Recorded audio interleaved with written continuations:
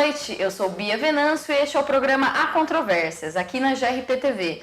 Toda quarta-feira, às 10 horas da noite, a gente vai se encontrar com temas polêmicos e relevantes para a sociedade. Hoje, no programa de estreia, nós vamos trazer um tema muito importante que deve ser debatido na sociedade, que é a desigualdade racial. Para isso, nós trouxemos duas convidadas muito especiais. Elas são feministas, integrantes do coletivo Geni e também militantes pela luta antirracista. Eu estou aqui com a Janine Cecília e com a Eduarda Rodrigues da Rosa. Boa noite, meninas. Obrigada pela presença de vocês aqui hoje. Tudo bem? Tudo bem, boa noite. Boa noite. Vamos debater um pouquinho sobre racismo? Vamos. A desigualdade racial é um problema intrínseco no nosso país e parece que o brasileiro prefere ignorar esse problema. Nós vamos mostrar um vídeo agora, curtinho, para você entender mais ou menos como funciona e o que gerou a desigualdade racial no nosso país. A gente já volta. A desigualdade racial é um tema de extrema relevância social. A população negra ainda sofre com os prejuízos deixados pela escravidão. E pior ainda, sofre com a intolerância e o preconceito. A abolição da escravatura não solucionou os problemas dos negros, apenas deu a liberdade que eles tanto precisavam, mas nunca ofereceu condições para que esta liberdade pudesse ser de fato usufruída. Eles foram abandonados pelo governo, eram considerados criminosos pela cor de sua pele, num estereótipo inventado, recebiam salários irrisórios e, consequentemente, não conseguiam pagar por boas condições de vida, como saúde, moradia e escolas. Essa situação gerou uma enorme desigualdade social no Brasil. Vivendo à margem da sociedade, a população negra teve de enfrentar o racismo, a falta de oportunidades e a miséria. Para se ter uma noção, em 2015, o Instituto Brasileiro de Geografia e Estatística realizou o PNAD, a Pesquisa Nacional por Amostra de Domicílios, e constatou que pretos ou pardos estavam 73,5% mais expostos a viver numa casa com condições precárias do que os brancos. Por isso, o programa Há Controvérsias de hoje questiona: por que o Brasil é ainda um país tão preconceituoso? Bom, meninas, como a gente percebeu, o racismo é muito forte ainda, apesar das pessoas não admitirem isso. Por que vocês acham que o brasileiro detesta admitir que é racista? Pega mal, né? O problema do Brasil é que, assim, em uma pesquisa antiga que eu vi esses tempos atrás, eu esqueci o nome do órgão que a fez, mas ele dizia mais ou menos o seguinte: ele perguntava para cerca de, 6 mil pessoas na rua, e ele perguntou para elas: você acha que o Brasil ele é racista? E daí 96% das pessoas falou assim: o Brasil é um país racista. E depois o cara perguntou para elas: você se considera racista? 90% das pessoas disseram que não. Quase 100% do Brasil é racista, mas 90% das pessoas se dizem não racistas. Para onde está indo esse racismo que elas dizem que não existir? É o racismo velado que a gente vê a todo momento. Que é que nem muitas vezes a gente já discutiu até a respeito. Nos Estados Unidos houve o apartheid, houve a segregação mais forte, as lutas da década de 60, Martin Luther King, Malcolm X, pessoas negras sendo apedrejadas, mortas a tiros, pessoas negras sendo penduradas em árvores, e aquilo ficou algo muito pesado. Pessoas negras iam andar no ônibus e tinha lugares reservados para negros, lugares reservados para brancos, escolas para negros, escolas para brancos, bebedouro para negro, para branco, e no Brasil não teve isso.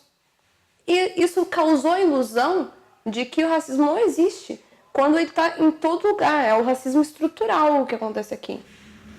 Exatamente. A gente viveu 378 anos tratando o negro de uma determinada maneira, se relacionando com ele de maneira desigual, né? Nós tivemos 3 etnias que compõem o Brasil: é o indígena, o povo nativo, o europeu branco, colonizador, e o negro africano que veio para cá sequestrado. Desde o início, essa relação não foi igual entre essas 3 etnias. Um dominou e genocidou os outros. Então sempre foi uma relação desigual, durante 378 anos, de maneira rígida, através de lei. Nós agora em maio comemoramos, né, que na verdade não é uma comemoração, dia 13 de maio, que foi o dia da abolição da escravatura, 129 anos. Em 129 anos o Brasil não superou a maneira como ele lida com o negro, os lugares que o negro ocupa na sociedade. E quando a gente afirma que o Brasil é racista, que as pessoas são racistas, a gente está querendo dizer que nós nascemos, desde que nascemos na escola, a gente não vê o negro bem retratado literatura infantil. Ele geralmente vem tratado sem família, em relação inferior ao branco. Representatividade nós não temos, muito pouco agora, né, a gente tem, ou seja, a gente não estranha vermos num shopping pessoas negras fazendo a segurança e a limpeza. A gente estranha se vê um gerente negro. Na verdade, a gente nem, se tá de terno, a gente acha que é segurança e não que é gerente. Isso é racismo. Só que eu não tive a intenção de ser racista, porque as pessoas pensam que racismo é eu xingar um negro, eu esquartejar um negro. Não é. Isso é, na verdade, é o mais extremo. Mas o racismo é esse aqui, sutil e velado, nosso todo dia. Essa maneira como a gente trata os negros, como a gente se admira com as questões. Aí nós temos também a questão da democracia racial, de como nós não nos misturamos, não tem um negro no Brasil. O negro não é o negro africano. Hoje nós temos, né, um pardo, um mulato, símbolo nacional, que também foi uma estratégia de genocídio da população negra, ou seja, o negro com um branco fica um mulato com outro, com um branco fica branco. Vai branqueando descendência conforme as gerações. Até que você faça o negro desaparecer dali, porque é uma coisa sistemática. Porque ao mesmo tempo que tem o embranquecimento, tem também o encarceramento, tem o genocídio negro, porque muita gente negra morre, morre de forma criminosa e morre também porque a saúde mental negra é algo que está em uma situação alarmante. As pessoas não entendem também que o que o racismo causa no negro não é só uma questão física, mas também uma questão psicológica. Sim. A forma como você enfrenta aquilo. Por exemplo, existem inúmeras pesquisas sobre a solidão da mulher negra. Sim. Olha, uma coisa muito simples. Qualquer pessoa pode chegar em casa entra no Instagram e pesquisa ali um perfil que coloque fotos de noivas. Procure uma noiva negra. Mulheres negras não se casam, aparentemente. Ou é isso o que as pessoas querem elucidar, querem mostrar, que mulheres negras se casam. Sim. Mulheres negras são mães solteiras, etc. Mulheres negras não servem para isso. Mulher negra não é a mulher que eu vou apresentar para minha mãe, para meu pai, que eu vou levar num rolê junto com meus amigos. Sim. E tudo isso vai causando uma destruição da subjetividade negra. Sim. Você pegou num ponto importante, essa questão da mulher negra não é representada. A gente vê isso muito na publicidade, na TV, nos filmes, nos papéis que são dados para os atores. Você acha que isso também tem uma influência no que o negro pensa de si mesmo? Eu acho que sim, porque a gente vê em todos os lugares. Às vezes nós começamos a discutir alguma coisa relacionada ao racismo e tem pessoas negras que não entendem a forma como esse racismo ocorre. O que é comum, porque a sociedade é estruturada de forma ao negro não saber o que está acontecendo mesmo, não entender que ele está sendo vítima de racismo e continuar de cabeça baixada e vivendo sob aquele sistema que deteriora a existência dele a cada momento. O racismo ele é tão eficaz que ele causa um auto-ódio no negro. A partir do momento que a criança negra só vê heróis brancos, ela quer se identificar com o herói branco em termos de comportamento. O herói branco se relaciona com o negro de uma determinada forma. Então o negro vai se relacionar com o seu semelhante por identificação, da mesma forma que o branco se relaciona com o negro, de maneira desigual. Então o racismo ele causa um auto-ódio nos negros. Mas não podemos dizer que os negros são racistas consigo mesmos, que já é um outro erro que a gente pega. Sim. Na verdade, é uma forma de doutrinação, a gente pode dizer, né? Eles são vítimas. Sim, exato. Eles são todos vítimas daquilo que está acontecendo. Bacana, gente. O primeiro bloco vai ficando por aqui. O papo tá muito legal e tá só começando. Gente, é rapidinho, não sai daí. E a gente já volta daqui a pouquinho com o Há Controvérsias.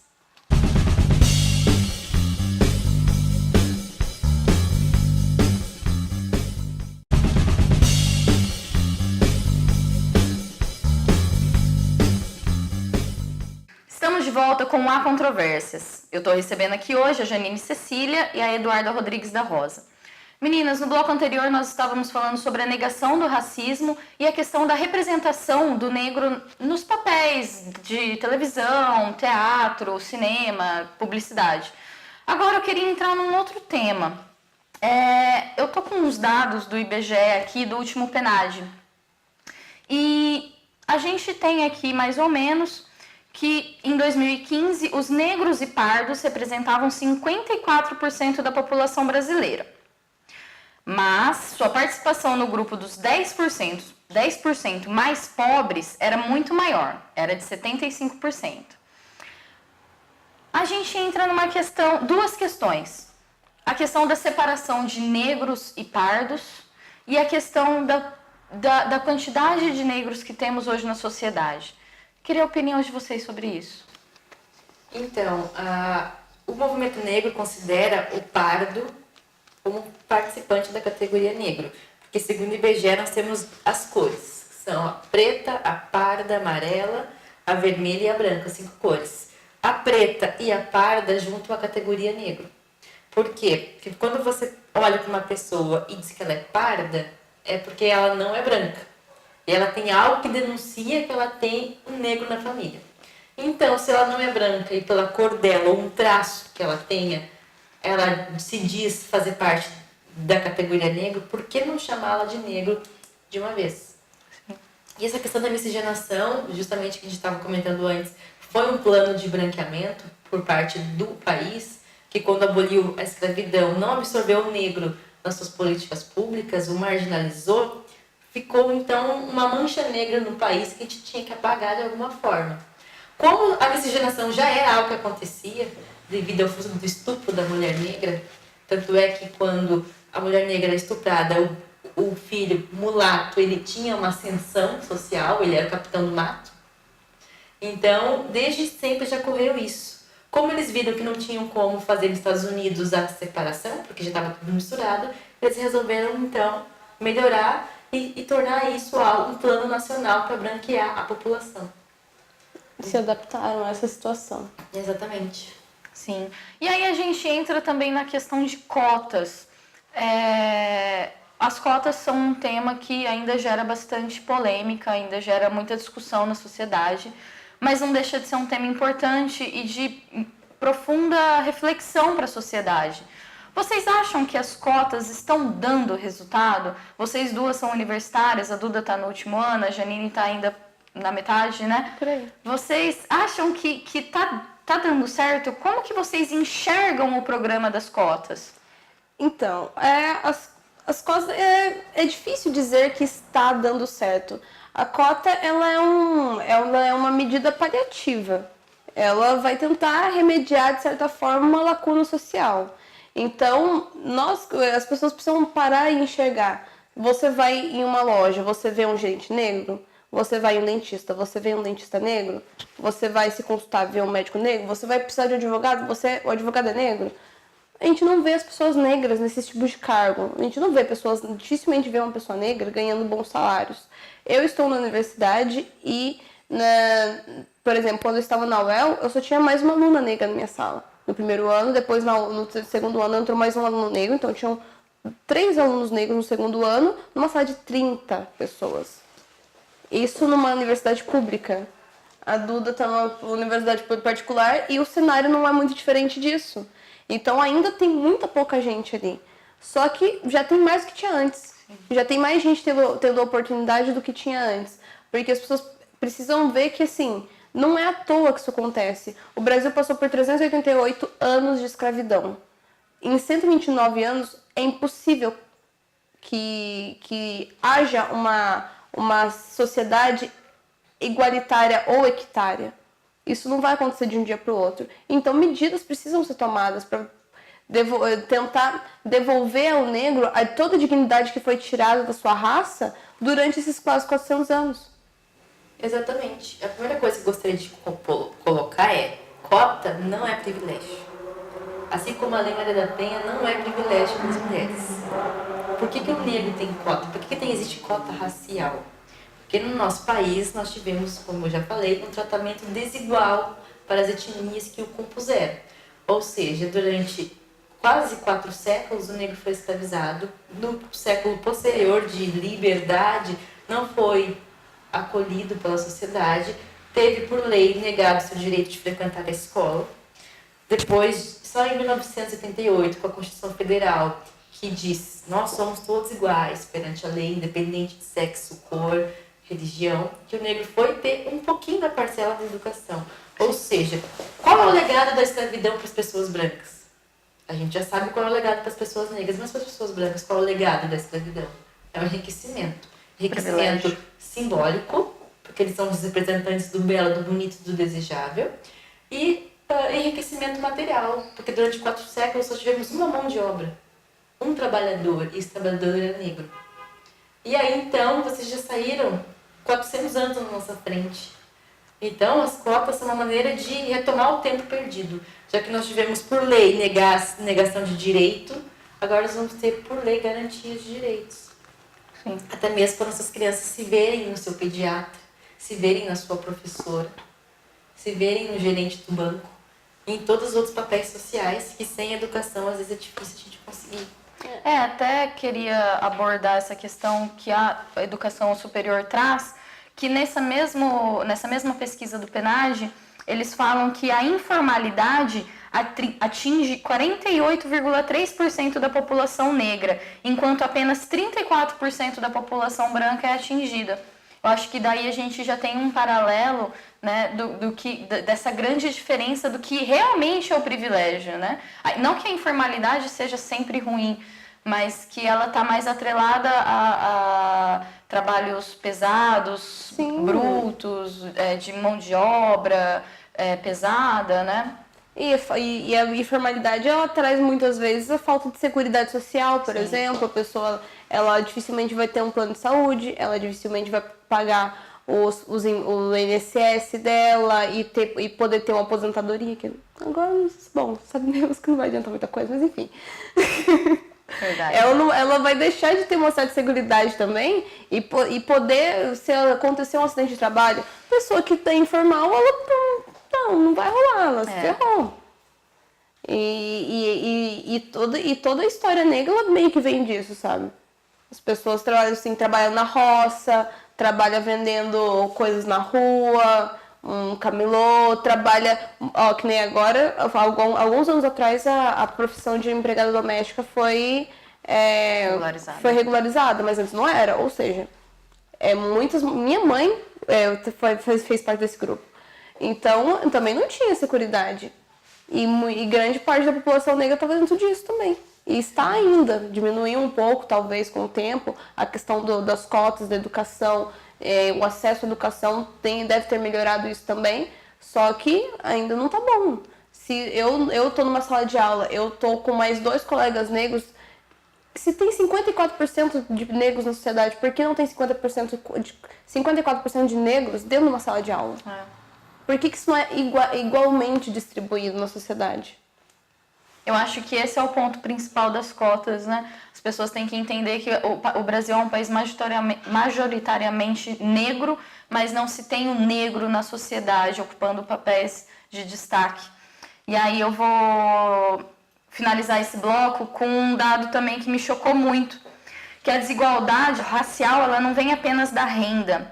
Os negros estavam 73,5% mais expostos a viver em casas com condições precárias do que brancos. Isso quer dizer falta de saneamento básico, falta de saúde, falta de água encanada, pavimento, dignidade. E geralmente na periferia, né? Sim. Os negros não têm direito à vida. O genocídio da população negra é gritante. É só bastar observar o mapa da desigualdade e o mapa da mortalidade, o mapa da violência. Enquanto o número de brancos em uma década diminui o número de homicídios em 32,3%, o número de negros dobra exatamente esse mesmo percentual. Sim. Ou seja, a vida negra é a morte sem pudor e a vida sem valor. O policial, ele mata, depois ele vai lá conferir se ela não é, e a sociedade não se comove com isso, é menos um, que não faz parte da gente. Ou seja, quando a gente fala de desigualdade racial, a gente não está falando que só o negro sofre preconceito, uma piadinha. Cara, se fosse isso, sinceramente, nós estaríamos no lucro. Desigualdade na saúde, os negros morrem de mortes evitáveis, de doenças curáveis. A mulher negra, na violência obstétrica, ela sofre muito mais que a mulher branca. A questão da educação, estamos nos piores bairros localizados, ou seja, é muita coisa. Bom, gente, tem muito papo para rolar ainda e a gente tem que ir pro intervalo comercial rapidinho. Mas não sai daí que já já a gente volta, tá bom?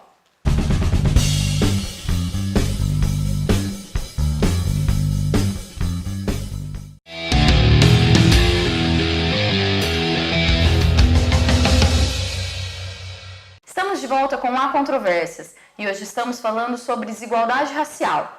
Eu estou recebendo aqui hoje a Janine Cecília e a Eduarda Rodrigues da Rosa. Gente, um assunto que tem marcado profundamente as redes sociais, em vários grupos que eu participo, em vários grupos de colegas, amigos, até coletivos feministas, é a tal da questão da apropriação cultural. É um tema complexo, é um tema polêmico e muita gente não entende bolhufas do que isso quer dizer.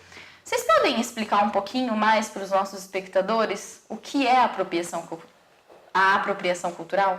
A primeira coisa complicada da apropriação cultural é que, como na maioria dos assuntos relacionados ao racismo, as pessoas não entendem bolhufas.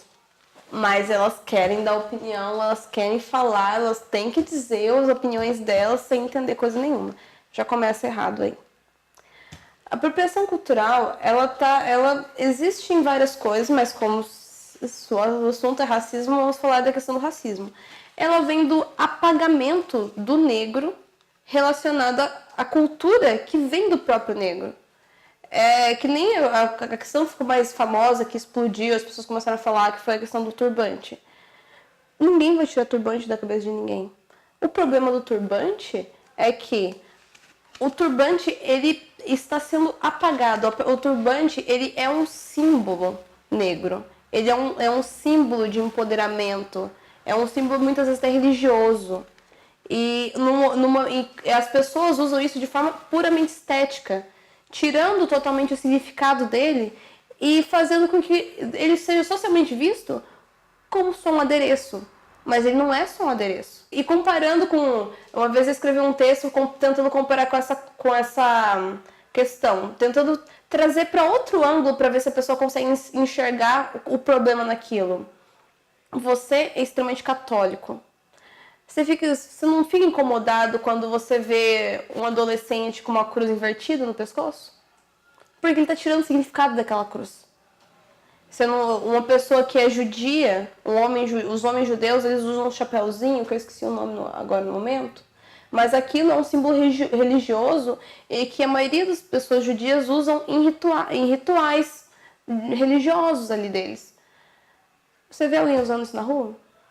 Ninguém usa isso, porque é de lá. E daí algumas pessoas usam como argumento: ah, mas todo mundo usa uma saia, uma bata indiana, todo mundo usa isso, todo mundo usa aquilo. A bata indiana continua sendo indiana. Você não está chamando bata indiana? Você sabe a origem dela. Por que você destrói a origem do que vem do negro? Porque você desapropria o que vem do negro. É essa a questão, tirar a identidade do negro daquilo que pertence à cultura dele. Se você quer usar, você pode usar. Só que por que você tem que retirar a identidade daquilo que é importante para uma classe, sendo que você não precisa agir daquela forma?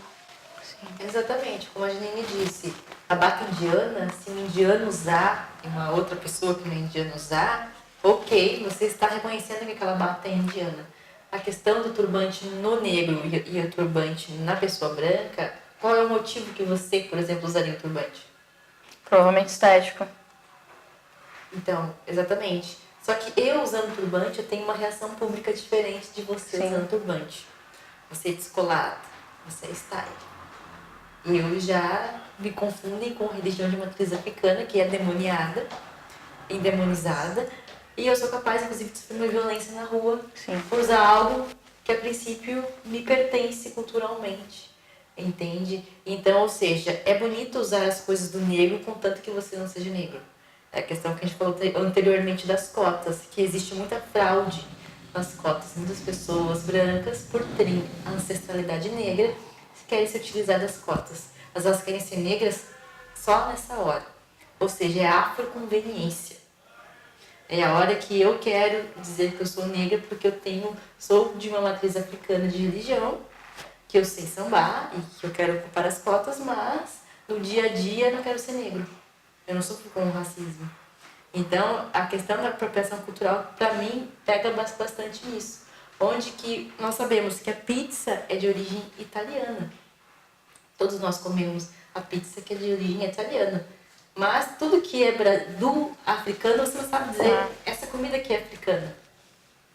Sim, é muito comum as pessoas usarem como argumento, mas o turbante é usado por várias etnias, por vários grupos raciais, mas peraí, eu só tô lembrando de um. E daí levanta a questão, as pessoas falam, olha, mas eles usam turbante na Índia, eles usam turbante na Turquia, o turbante que você está usando é de onde? É que nem eu ouvi uma discussão falando sobre, por exemplo, a trança nagô, que é uma trança de origem africana. E daí as pessoas falam, não, mas a minha trança é viking, não sei o quê. Você vai numa trançadeira viking pra fazer sua trança? Ou você vai numa trançadeira negra? De onde vem realmente essa sua trança? Isso que você está falando é só um argumento, mas ele não faz parte da realidade. Sim. Ele não faz parte do que acontece. Qual é a influência Tipo, o turbante que a gente tá aqui não é turco, porque a nossa sociedade ela tem pessoas turcas aqui, mas não é tão forte a cultura turca dentro daqui. Então não adianta querer vir com esse argumento de que o turbante ele tá em tal lugar, então agora tudo é apropriação cultural. Não, porque você não está tirando a significância do turbante turco, porque não é com ele que você se relaciona. Sim. É com o turbante negro, é com o turbante africano. É com esse problema que você está lidando aqui. É até a questão que eu me lembro também, que viralizou uma época no Facebook, da questão do dread bonito e do dread feio. A hora que você joga aquilo no Google Imagens, no dread bonito você só vê loiras, você só vê mulheres brancas, homens brancos com dreads de cabelos lisos. E a hora que você joga o dread feio, aparecem mulheres negras, homens negros, com um cabelo que é considerado crespo, enrolado. Isso também traz uma noção muito próxima da apropriação cultural, porque é muito conveniente você... Até a gente volta naquela questão do embelezamento, do bonito ser o branco, do bonito ser o europeu, né? Sim, tudo que é negro é lindo, se o negro estiver bem longe. O negro com o dread, ele tá sujo... Ele é feio, ele é bandido, ele é marginalizado, ladrãozinho, coisas assim. Enquanto se estiver num branco, nossa, como ele é estiloso, como ele é gato. O cara é descoberto aí por um fotógrafo, faz umas revistas, vira modelo de tal loja, mendigato. É isso que acontece. Isso acontece toda hora e a sociedade continua negando o racismo que está dentro dela.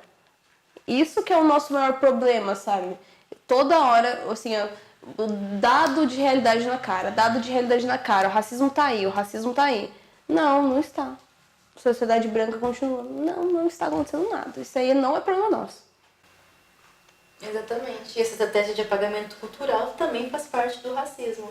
Se você tem um sobrenome italiano, alemão, você vai conseguir fazer essa árvore genealógica até a altura que os seus antepassados estavam no continente de origem. Sim. Pergunto para uma pessoa negra se ela consegue fazer essa retomada. Não, primeiro, foram separados, né? A família negra nunca existiu. Porque ela era separada, era vendida. Queimaram-se todos os registros negros. O que a gente sabe é que os negros tais vieram de tal lugar da África e desembarcaram em tal porto do Brasil. Mas dentro do Brasil teve outro tráfico que misturou todo mundo. Aí você não sabe de que lugar da África que você veio, porque a África é um continente, não é um país. Tem várias culturas, vários idiomas. E aí você descobre que tem muitos intelectuais negros, que o Egito é negro, que nossos ancestrais fizeram pirâmides, sem nenhum conhecimento de matemática nem nada. Mas o berço da matemática é onde? Na Grécia branca. Bom, gente, esse é um assunto que eu gostaria de estender por mais uns 5 programas. Mas infelizmente nosso tempo está acabando. Eu gostaria de agradecer muito pela presença de vocês. Eu acho que esse é um tema que a gente tem que trazer pelo menos toda a temporada do programa, que a gente vai voltar a debater, que a gente vai voltar a comparar como que tá. E primeiro eu gostaria de agradecer a Duda e a Janine por virem participar do nosso primeiro programa. Muito obrigada, meninas. Espero poder contar com vocês mais vezes. Gostaria de agradecer ao Coletivo Geni, que é um coletivo de feminismo interseccional. A gente sempre eu também faço parte do coletivo. As meninas estão sempre abordando temas muito relevantes e quem quiser conhecer, fica à vontade.